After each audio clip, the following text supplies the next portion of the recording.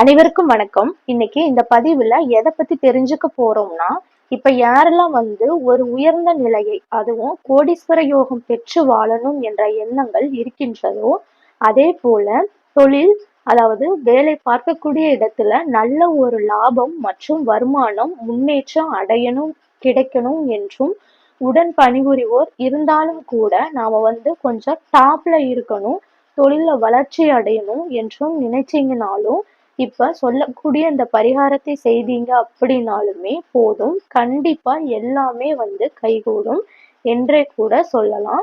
இப்ப சொல்லக்கூடிய இந்த பரிகாரத்தை நீங்க புதன்கிழமை நாள்ல, இல்லைன்னா வெள்ளிக்கிழமை நாள்ல, இல்லைன்னா கூட விநாயகர் பெருமானுக்கு வழிபாட்டிற்கு ஒரு உரிய சதுர்த்தி திதி வரக்கூடிய வளர்பிறை சதுர்த்தி திதி, இல்லைன்னா தேய்பிறை சதுர்த்தி திதியாக இருந்தாலும் சரி, இந்த நாட்களில் நீங்க செய்வது என்பது மிகவும் சிறந்தது.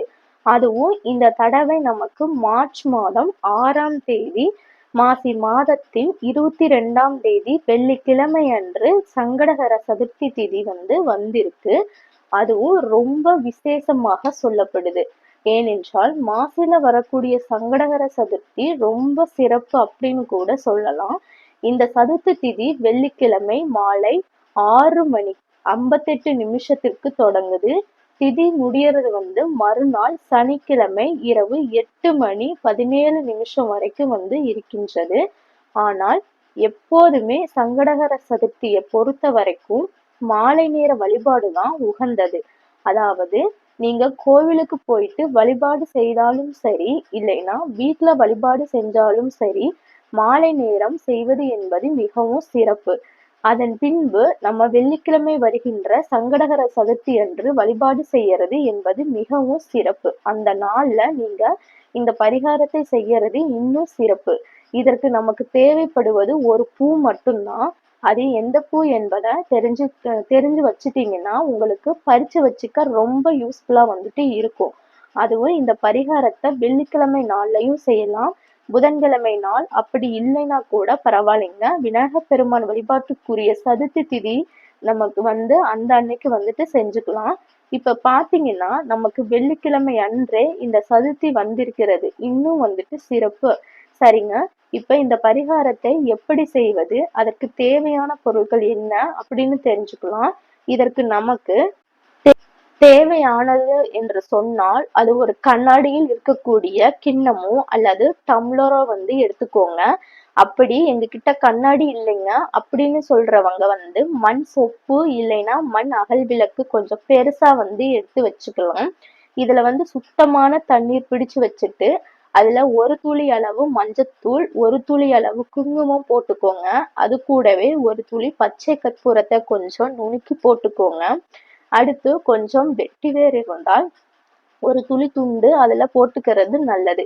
விநாயகர் வழிபாட்டிற்கு வெட்டிவேர் பயன்படுத்துவது ரொம்ப ரொம்ப நல்ல பலனை கொடுக்கும். அதனால வீட்டுல இல்லைன்னா கூட நீங்க வாங்கிட்டு வச்சு ஒரு சிறு துண்டு இந்த தண்ணீருக்குள்ள போட்டுடுங்க. அடுத்ததுதான் முக்கியமான ஒரு பொருள் தேவைப்படுது. அது என்னன்னா எருக்கம்பூ. ஏன்னா இந்த எருக்கம்பூ பாத்தீங்கன்னா விநாயகர் பெருமானுக்கு ரொம்ப ரொம்ப உகந்தது என்றே சொல்லலாம்.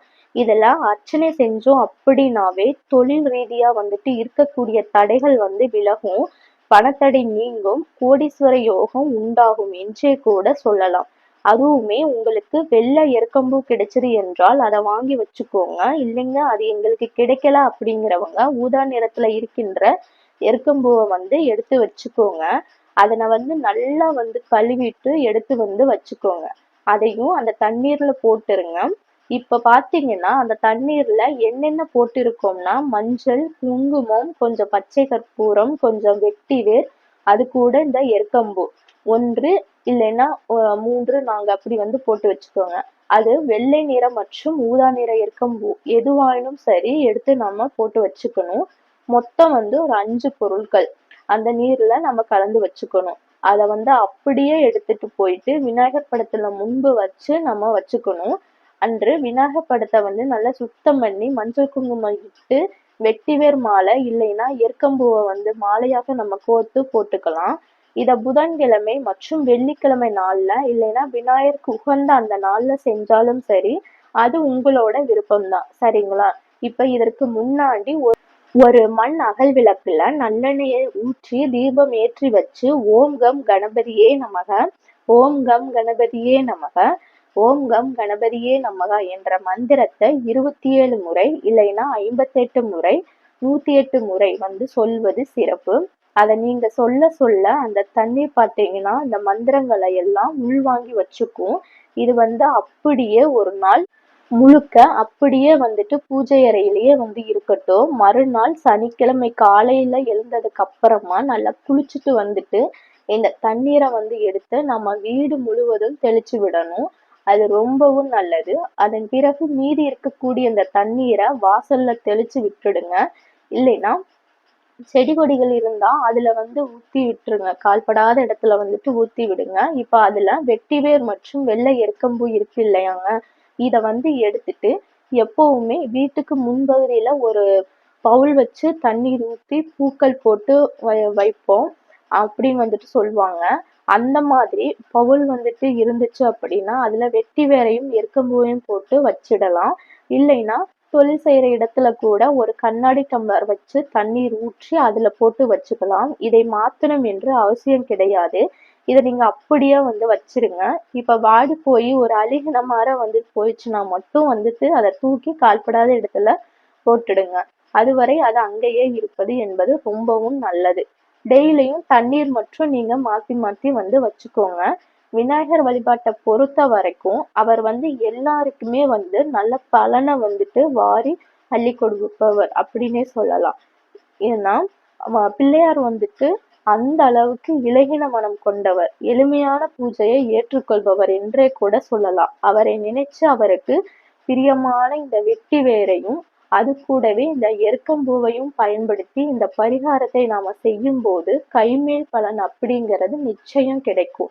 அது கூடவே மஞ்சள் எடுத்து கொஞ்சம் பச்சை கற்பூரம் அதுல கலந்து பன்னீர் தெளித்து நம்ம பிள்ளையார் பிடிச்சு வச்சு அதற்கு மஞ்சள் குங்குமம் இட்டு அந்த மஞ்சள் பிள்ளையாருக்கு எருக்கம்பூ அருகம்புல் வெட்டிவேர் வைத்து நம்ம வழிபாடு செஞ்சோம்னா இன்னும் கூடுதலான பலனை நமக்கு கொடுக்கும்.